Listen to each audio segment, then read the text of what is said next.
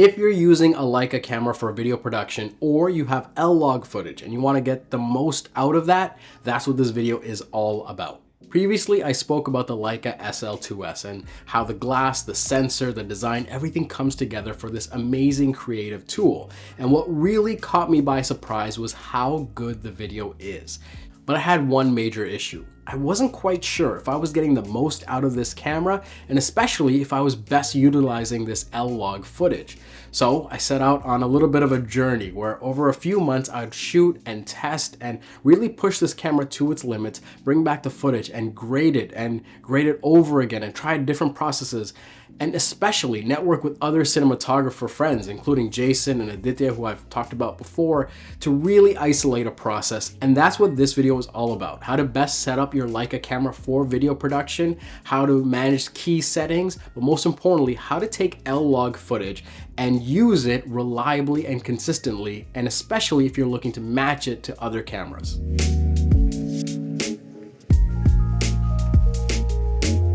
All right, let's start with the easy stuff and then work our way up. With your Leica camera with the firmware updated to the latest version, when you go over and switch to the video mode, go to the recording format and switch it to the cine mode. In this format, we unlock a couple of new features. Most notably, instead of shutter speed, you have shutter angle, and instead of ISO, you have ASA. For those that are unfamiliar, shutter angle basically means that the camera is going to decide a shutter response to match your shutter angle so that you're not constantly fiddling with shutter speed on your camera. And with ASA, you can think of this as ISO. It's the same metric, same reading, so you can use it the same way as you would use ISO. Now, let's look at the camera settings. I have it for Cinema 4K 24p shot in 10-bit 422. In this format, it allows you to record to an SD card and not require an external recorder. I have my shutter angle largely set to 180 degrees unless I creatively want to use another shutter angle, and the ASA or ISO, I have it set to the base of 400. This ISO just means that you're going to get the optimal dynamic range from this sensor. With respect to white balance, I have it set to one specific metering where I'll often use daylight. This is critical because I see some people using auto white balance. Do not do this. If you're using auto white balance and something changes in your environment, well then the color is going to shift to adjust for that. And editing this and fixing it in post is just really difficult. So make sure you always set a fixed white balance. For how I use this camera, I will often leave the image stabilization on and turn it into manual focus, where I'll put on an M lens or even an SL lens, look through the viewfinder and pull focus.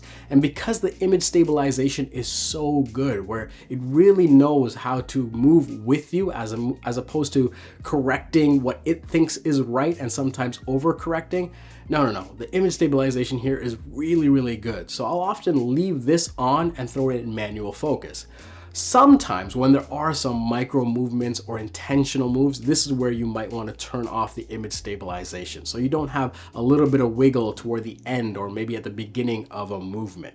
But again, for how I use this very run and gun, the viewfinder video style, I leave on image stabilization and I use manual focus. Diving deeper into the camera, I turn off the wind noise reduction because if I am going to fix audio, I want to do that in post and use some more expansive tools. I also turn on the recording frame indicator just so it's easier to see when the camera is actually recording. And now this camera, it doesn't have false color, and I hope that this is something they introduce in a firmware update or maybe in a future version, but it does have waveform. So I will turn this on, put it in the corner just so I can quickly gauge what my exposure is looking like, and especially that I'm not clipping my highlights toward the top of this waveform.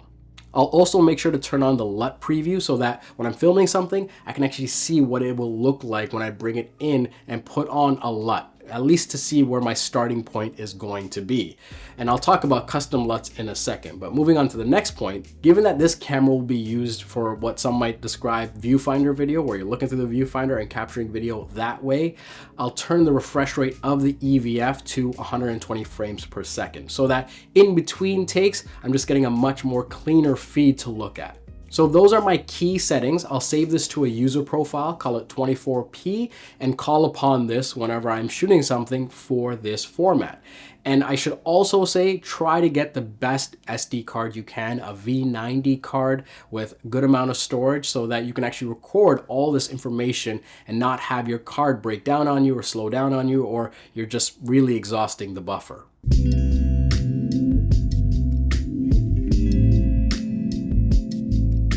All right, moving on to some more technical things from what I found testing this camera. When you are filming and you're on location, I found that underexposing by 1 to 1.5 stops, that is the sweet spot. You can actually underexpose by even 2.5 stops. It just requires a little bit more work in post to kind of bring that back and then clean up the noise. So for me, the sweet spot seems to be between 1 and 1.5, where regardless of what the settings are, this will ensure that I'm not clipping the highlights and I can bring back those midtones and shadows to a safe place. Doing this will often bring skin tones when I'm looking at the waveform to that 70 to 80% mark, and when I'm shooting the footage that I am, it often feels like the sweet spot is right there between that 70 and 80% of that waveform. Now, Leica has a couple of LUTs you can use. They're natural and they're classic LUT. And what I found is that while these are better than most in the industry, they are a little bit too magenta and they have a bit too much contrast for my liking. I wanted something that actually felt a little bit more realistic, a little bit more natural, and would pull back the contrast just a little bit. It didn't have to be super flat, but I just didn't want it, too crispy looking. Like some of you watching, I scoured the web trying to find a perfect LUT, or at least a close to perfect LUT that I could use to give me the best representation of what I was recording. It was not that I needed a LUT that would be the end result. I just needed something to help me have a good reference point. So I tested a bunch, and it led me, by my surprise, to my friend Aditya, who has his Earth LUTs. And he doesn't even know I'm mentioning this. He did not pay me to do this. I, in fact, bought these LUTs from him and then spoke to him afterwards about his process. This turned out to be the best starting point for me. The Earth LUT, especially the basic one in this package, I loaded it onto an SD card, put it into the camera, and it gave me a more natural representation of what I was capturing. And it just seemed to respect skin tones a little bit more. With this loaded, I felt like I had a more accurate representation of what I was capturing, and I also felt like I could get a better exposure reading in the field before I even got to my desk. And for those that don't know, I've mentioned Aditya on this channel in the past. He is a cinematographer based out of Mumbai. He's worked on many films and productions and even a few for Netflix. Like, this guy is the real deal and also one of the nicest people that you'll ever meet. So if you are interested in a better LUT solution as a starting point for your Leica video production, I would strongly recommend these Earth LUTs. It's still the ones that I use today when I am in the field. Now, moving on to raw recording. I found that with the raw recording, you get a little bit more fidelity to the footage. You have more information there. And when you're using the recorder and you're building out your entire camera solution, it can be this robust tool when you're working on high-end productions, maybe some film projects, or especially some commercial projects that are going to be using visual effects.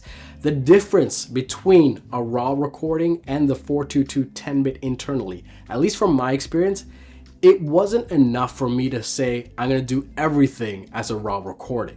Only the projects that were going to be using some special effects or maybe some high-end color grading that wasn't being done by myself, I would use the raw recording. But most of the time, and especially for my work, I would just use the internal 10-bit L-Log codec.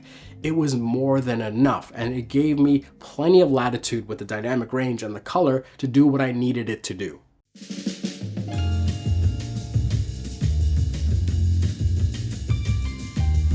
All right, so capturing great footage, that's one thing, but it all goes to shit if you don't have a solid post-production workflow, right? You need something that's reliable, that's consistent, that ultimately is going to feel like you're getting the most out of what you've captured. For this, I found 3 methods, essentially, where you can use either one to use as your go-to method. The easiest is to take a LUT. Maybe you take the Leica LUT, or maybe you take the Earth LUT that I mentioned earlier, or maybe you take a different LUT entirely. You take this, apply it to your footage, and then you go back and then you grade it based on what that LUT preview is giving you. And if you're using a LUT preview in camera, this process should be pretty easy to do. Another option is you can treat L-Log footage like Fujifilm's F-Log. Just in your mind, pretend it's Fujifilm F-Log, and then do a color space transform where you take this fake F-Log and you convert it to RE709, and then from there apply the RE LUT and then grade it. And this has also been given some consistent results and a better starting point for, before you dive into the deep color grade and color correction of your footage. This is also a viable method. So if you don't want to go and buy a LUT, you might actually have a free option available to you that gives you a little bit better place to start from than just using the OEM LUTs. Now, the best way, if you're asking me at least right now in terms of managing L-Log footage, is actually using this IDT tool that takes L-Log in the color space, moves it into an intermediate color space. In this case, it'd be the Vinci Resolve intermediate space. Taking that, converting it to whatever my other cameras or other footage is primarily going to be, and then using a LUT at the end and color grading as needed. So, for example, I have my Leica SL2-s and I'm matching it often to my Canon C70 or Red Komodo. So I would use this IDT tool, which was made for Academy professionals, people that are working on big budget productions. Take this tool, move it to the DaVinci Intermediate, move it into Canon C-Log 2. From there, I'm using my Canon color grading methodology, the LUTs, the tools, the plugins, and then color grading that footage for the finishing touches. And this means that my Leica footage can now match my Canon footage. I can also do this for my Red Komodo and switch it up and just use the Red Komodo as the destination or what I'm trying to match it to. And let's say I'm not even using any of those cameras. I found that this to be just a better process for me getting consistent results with respect to L-Log. And I want to make it clear, this is not the best way for everyone, but I found this to be the best way for me, where I can take this format that has a ton of dynamic range and great color, move it into something that I can manage, and then from there, use my existing process for my creative work. And I think that will ultimately give most people the best starting point for Leica video production and their L-Log footage. Having gone through this whole process, it just made me really appreciate colorists and editors and, even professional cinematographers a lot more than I already did. It's always fun to sort of engineer solutions and come to something that really works for the work that you're doing. But also, at some point, I'd like to build my own set of conversion LUTs where you can take Leica L-Log and match it to a Red or a Canon 709 or even Sony footage and just have these quick LUTs that I could use based on whatever the production is going to be. So if and when I release that, I'll make sure to leave a pinned comment in this video for a handful of you watching. Every December, I sit down and I map out what are the videos I want to make for the year. I'm going to be traveling the world. I'm going to be working on personal projects, client projects. What are the videos that I can make around that won't really get in the way?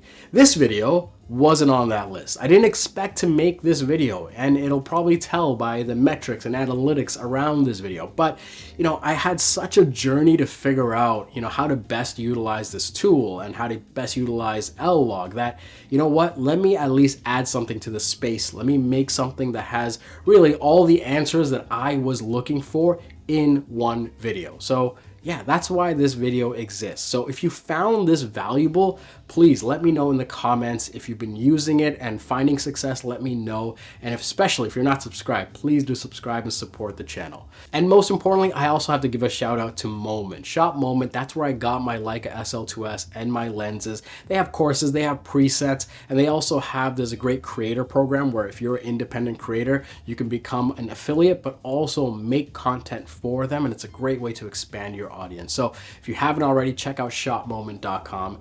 And yeah, that's everything for this video. So with all of that said, thank you so much for watching. My name's Gadgen, and I'll see you next time.